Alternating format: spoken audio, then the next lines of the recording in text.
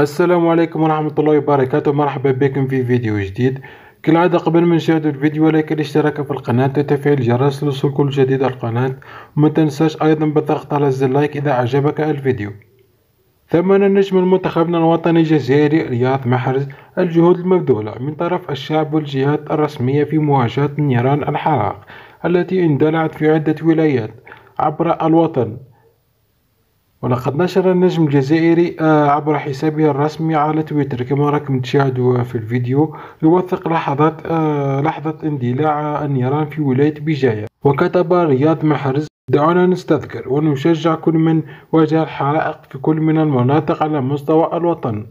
ولقد نشر أيضا بن ناصر يوم الاثنين تغريدة على حسابه الرسمي في تويتر عبر فيها عن تأثره الشديد بالأحداث التي تعيشها الجزائر مؤخرا، كما قدم الدول الجزائري ونجم أي سي مينو تعازيه القلبية لأسر ضحايا هذه الحرائق وتضامنه معهم في محنتهم.